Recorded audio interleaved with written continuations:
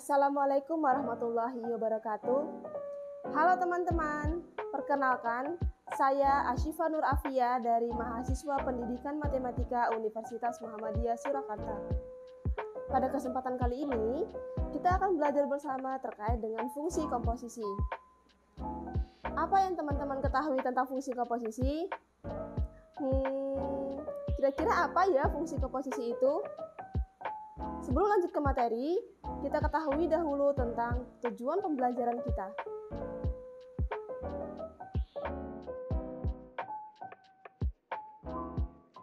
Oke, kita langsung saja ke pabrik ya. Tahu nggak teman-teman, ini pabrik apa? Ya, betul sekali. Ini adalah pabrik pembuatan roti gandum.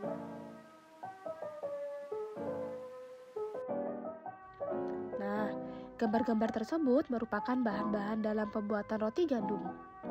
Proses pembuatan roti gandum melalui dua tahap, yaitu penggilingan gandum kemudian dilanjutkan pembuatan roti gandum. Pada tahap pertama, gandum digiling dalam mesin penggilingan sehingga menghasilkan tepung gandum. Kemudian tahap kedua, tepung gandum diolah sebagai bahan pembuatan roti gandum pada mesin pembuatan roti gandum. Proses tersebutlah yang dapat menggambarkan konsep fungsi komposisi. Apakah Anda sudah memiliki gambaran terkait konsep fungsi komposisi?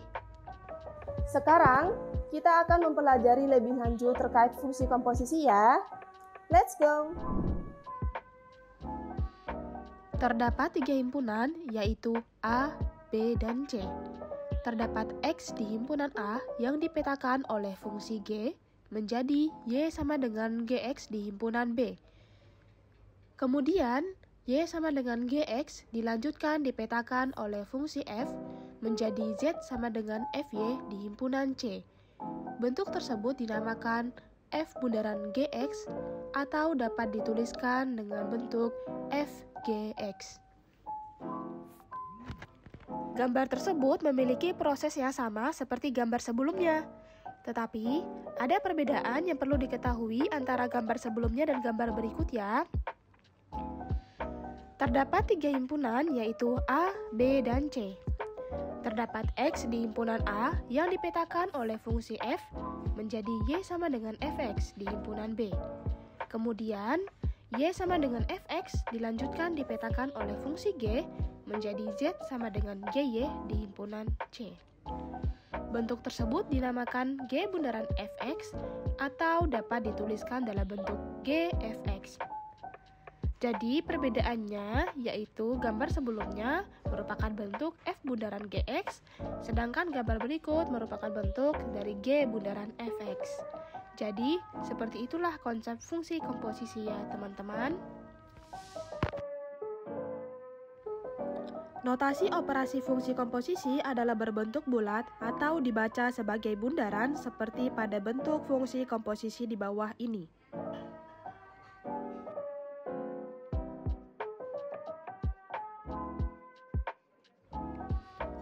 Setelah memahami konsep fungsi komposisi, kita akan belajar lebih lanjut pada contoh penerapan fungsi komposisi. Silahkan disimak penjelasan berikut ini ya teman-teman. Pak Reno memiliki pabrik roti gandum. Alasan Pak Reno membangun pabrik tersebut karena gandum memiliki kandungan yang baik sehingga dapat memberikan asupan yang sehat untuk para konsumennya. Sudahkah Anda tahu kandungan apa saja yang ada pada gandum? Gandum utuh mengandung antioksidan dan bahan aktif seperti asam fitat, polifenol, stanol, dan sterol. Gandum utuh juga merupakan sumber vitamin dan mineral yang sangat baik, seperti vitamin B, selenium, mangan, fosfor, dan tembaga. Ada sekitar 340 kalori dalam 100 gram biji-bijian, serta beberapa nutrisi penting di antaranya 72 gram karbohidrat, 13 gram protein, 10,7 gram serat, 2,5 gram lemak, dan 0,4 gram gula. Dari kandungan yang ada pada gandum, gandum juga dapat dimanfaatkan sebagai tepung gandum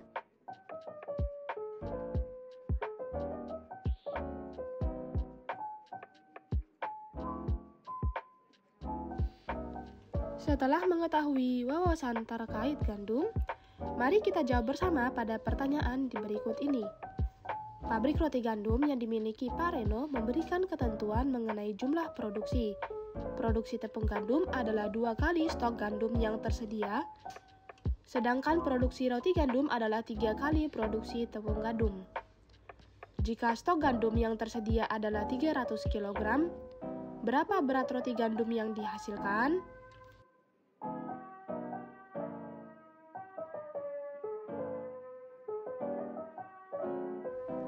Diketahui produksi tepung gandum adalah 2 kali stok gandum yang tersedia, sedangkan produksi roti gandum adalah 3 kali produksi tepung gandum.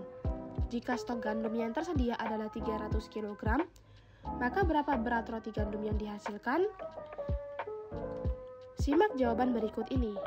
Dimisalkan Y sama dengan GX sama dengan 2X, menyatakan berat tepung gandum, dengan X menyatakan berat stok gandum. Misal juga Z sama dengan FY sama dengan 3Y, menyatakan berat roti gandum dengan Y menyatakan berat tepung gandum. Jadi, dapat digambarkan seperti berikut. Pada gambar di bawah ini terdapat gandum, tepung gandum, dan juga roti gandum. X merupakan stok gandum yang tersedia, kemudian Y sama dengan GX merupakan bentuk dari berat tepung gandum yang dihasilkan, dan Z sama dengan FY sama dengan FGX merupakan bentuk dari berat roti gandum yang dihasilkan. Karena telah diketahui bahwa berat stok gandum adalah 300 kg, maka dimasukkan juga bentuk yang telah dimisalkan pada berat tepung gandum, yaitu Y sama dengan GX sama dengan 2X. Kemudian juga kita tuliskan untuk bentuk dari berat roti gandum, yaitu Z sama dengan FY sama dengan FGX sama dengan 3Y. Kemudian kita substitusikan nilai X atau berat stok gandum, yaitu 300 kg, ke dalam fungsi berat tepung gandum, yaitu Y sama dengan G 300 sama dengan 2 dikalikan 300 sama dengan 600 kg. Kemudian didapatkan Y sama dengan 600 kg atau berat tepung gandum adalah 600 kg. Kemudian substitusikan nilai Y pada persamaan atau fungsi berat roti gandum, yaitu Z sama dengan FY sama dengan FG 300 sama dengan 3 dikalikan 600. Hasilnya adalah 1800 kg. Jadi, didapat berat roti gandum yang dihasilkan yaitu seberat 1800 kg.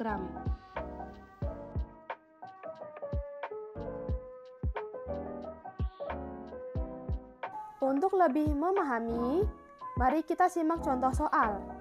Jika diketahui 3 fungsi f, g, dan h sebagai berikut. Fx sama dengan 6x plus 3, gx sama dengan x kuadrat plus 2, dan hx sama dengan 1 per x plus 3. Maka tentukanlah soal-soal berikut ini. Bagaimana cara menyelesaikan soal tersebut? Untuk penyelesaian soal A dan B, yaitu berupa penyelesaian komposisi dua fungsi f dan g. Untuk soal A, f bundaran gx artinya kita memasukkan fungsi gx sama dengan x kuadrat plus 2 ke dalam fungsi fx sama dengan 6x plus 3. Fungsi gx disubstitusi ke dalam x di fungsi fx, sehingga menghasilkan fgx sama dengan 6 dikalikan x kuadrat plus 2 ditambah 3. Kemudian, lanjutkan pengerjaannya hingga ditemukan hasil 6x kuadrat plus 15, atau dapat dituliskan f bundaran gx sama dengan 6x kuadrat plus 15. Untuk soal B, g bundaran fx artinya kita memasukkan fungsi fx sama dengan 6x plus 3 ke dalam fungsi gx sama dengan x kuadrat plus 2. Fungsi fx disubstitusi ke dalam x di fungsi gx, sehingga menghasilkan g fx sama dengan 6x plus 3 dikuadratkan ditambah 2. Didapatkan 36x kuadrat ditambah 6x ditambah 9 ditambah 2. Hasilnya adalah 36x kuadrat ditambah 6x plus 11. Atau dapat dituliskan G bundaran Fx sama dengan 36x kuadrat plus 6x ditambah 11. Untuk penyelesaian soal C dan D, yaitu berupa penyelesaian komposisi 3 fungsi F, G, dan H. Silakan teman-teman mencoba mengerjakan soal C dan D ya. Untuk lebih memperdalam pemahaman terkait operasi fungsi komposisi, silahkan coba soal-soal berikut ini ya teman-teman.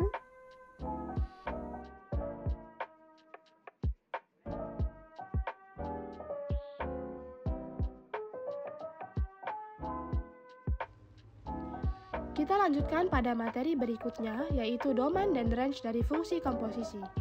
Apa sih domain dan range itu? Secara singkat, domain artinya daerah asal dan range artinya daerah hasil. Dapat dilihat terdapat domain G di himpunan A yang dipetakan oleh fungsi G, sehingga menghasilkan range G di himpunan B. Berikutnya, domain F di himpunan B dipetakan oleh fungsi F, sehingga menghasilkan range F di himpunan C. Bentuk tersebut dinamakan dengan F bundaran G. Namun, dapat dilihat terdapat irisan antara domain F dan range G. Hal tersebut merupakan syarat bahwa F bundaran G ada atau terdefinisi. Kemudian berikutnya dapat dilihat juga terdapat domain F di himpunan A yang dipetakan oleh fungsi F, sehingga menghasilkan range F di himpunan B. Berikutnya, domain G di himpunan B dipetakan oleh fungsi G, sehingga menghasilkan range G di himpunan C. Bentuk tersebut dinamakan dengan G bundaran F. Namun, dapat dilihat terdapat irisan antara domain G dan range F. Hal tersebut merupakan syarat bahwa G bundaran F ada atau terdefinisi.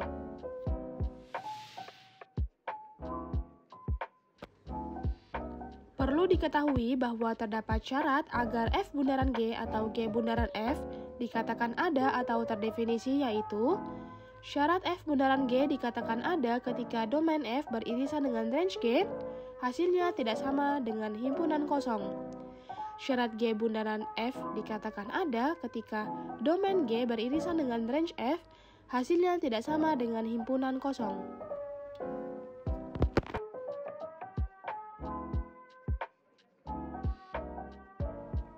Jika selama ini teman-teman mengira dalam mencari domain dan range dari fungsi komposisi, yaitu dengan langsung menentukan domain dan range hasil fungsi tersebut, maka kurang tepat ya.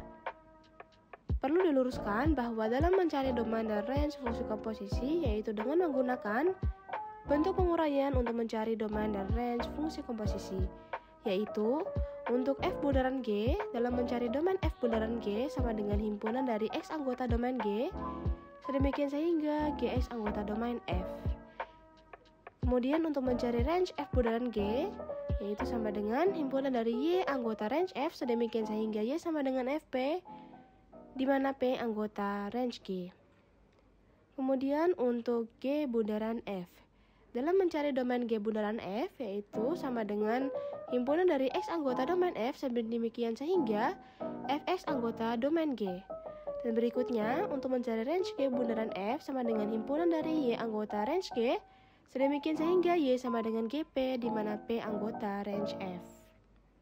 Agar teman-teman dapat memahami alur dalam mencari domain dan range dari fungsi komposisi, maka simak langkah-langkah dalam mencari domain dan range fungsi komposisi, yaitu: pertama, mencari domain dan range dari masing-masing fungsi yang diketahui, seperti fungsi F dan G.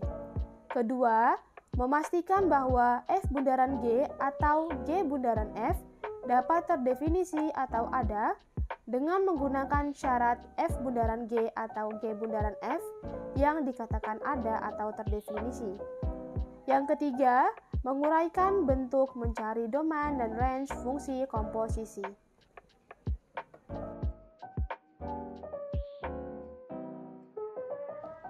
Untuk lebih memahami, mari kita simak contoh soal. Jika diketahui fungsi F dan G sebagai berikut. fx sama dengan x min 3, dan gx sama dengan akar x.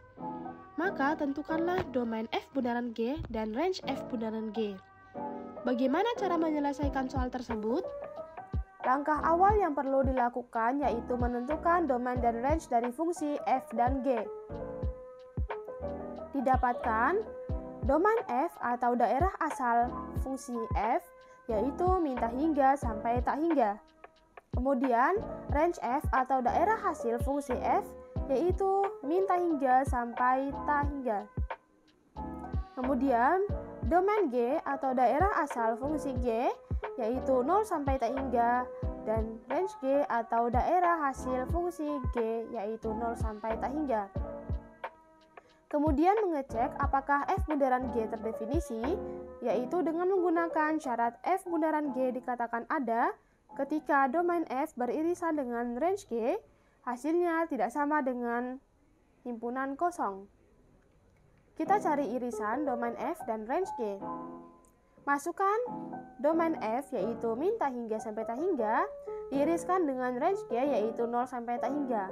Hasilnya adalah 0 sampai tak hingga. Karena hasilnya tidak sama dengan himpunan kosong atau irisan domain f dan range g ada, maka f bundaran g dikatakan ada atau terdefinisi.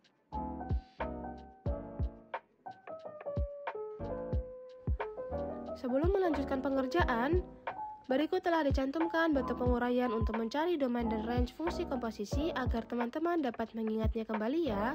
Mari kita lanjutkan. Kemudian langkah berikutnya menguraikan bentuk untuk mencari domain f bundaran G. Bentuk dari domain f bundaran G sama dengan himpunan dari x anggota domain G, sedemikian sehingga gx anggota domain f. Kita substitusikan domain G, gx, dan domain f. Didapatkan domain f bundaran G sama dengan himpunan dari x anggota 0 sampai tak hingga, sedemikian sehingga akar x anggota min tak hingga sampai tak hingga. Dilanjutkan didapatkan domain f bundaran G sama dengan himpunan x anggota 0 sampai tak hingga, sedemikian sehingga x anggota 0 sampai tak hingga. Nah, kok bisa ya menjadi x anggota 0 sampai tak hingga, padahal sebelumnya akar x anggota min tak hingga sampai tak hingga? Karena kita akan menyamakan bentuk x atau kita mencari x seperti pada sisi sebelah kiri, yaitu x anggota 0 sampai tak hingga. Nah, untuk yang di sisi kanan yaitu x yang sebelumnya akar x, kita akan mencari x-nya. Nah, x di dalam akar yang sebelumnya yaitu akar x tidak boleh hasilnya negatif di dalam akar sehingga dimulai dari 0 sampai tak hingga. Maka didapatkan nilai x anggota 0 sampai tak hingga. Kita lanjutkan sehingga didapatkan domain f bundaran G sama dengan 0 sampai tak hingga beririsan dengan 0 sampai tak hingga. Sehingga domain f bundaran G sama dengan 0 sampai tak hingga. Langkah yang dilakukan yaitu sama seperti nomor 1. Tetapi bedanya pada nomor 2 kita menggunakan bentuk penguraian untuk mencari range f bundaran G. Karena telah didapatkan domain dan range dari fungsi f dan g, serta f bundaran G dikatakan ada atau terdefinisi, maka langsung saja kita mencari range dari f bundaran G. Bentuk dari range f bundaran G sama dengan himpunan dari y anggota range f, sedemikian sehingga y sama dengan fp, di mana p anggota range G. Kita substitusikan range f, fp, dan range g. Perlu diketahui bahwa fp merupakan fx yang telah tertera pada soal, yaitu fx sama dengan x min 3. Namun pada fp, variabel x digantikan oleh p, sehingga menjadi fp sama dengan p min 3. Kita lanjutkan pengerjaan sehingga didapatkan range f bundaran G sama dengan himpunan y anggota min tak hingga sampai tak hingga, sedemikian sehingga y sama dengan p min 3, di mana p anggota 0 sampai tak hingga. Kita lanjutkan didapatkan range f bundaran G sama dengan himpunan y anggota min tak hingga sampai tak hingga, sedemikian sehingga y anggota min 3 sampai tak hingga. Nah, kok bisa ya jadi y anggota min 3 sampai tak hingga? Karena sebelumnya telah diketahui y sama dengan p min 3 di mana p anggota 0 sampai tak hingga.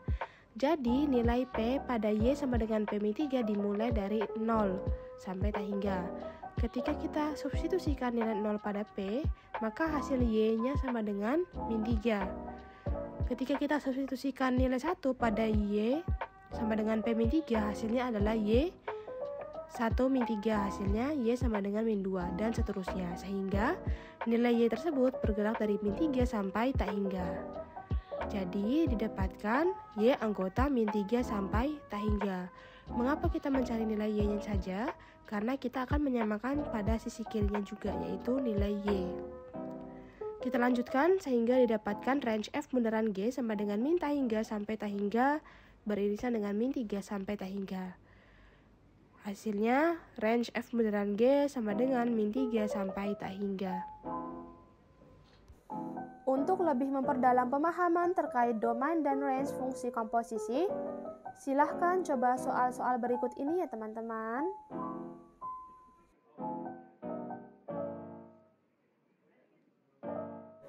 Jadi, setelah mempelajari materi ini, dapat disimpulkan bahwa fungsi komposisi adalah gabungan operasi dari beberapa fungsi yang berurutan yang kemudian menghasilkan fungsi yang baru. Selain itu, perlu diingat ya teman-teman, untuk mencari domain dan range dari fungsi komposisi, yaitu dengan menggunakan bentuk untuk F bundaran G. Dalam mencari domain F bundaran G sama dengan himpunan X anggota domain G, sedemikian sehingga Gx anggota domain F.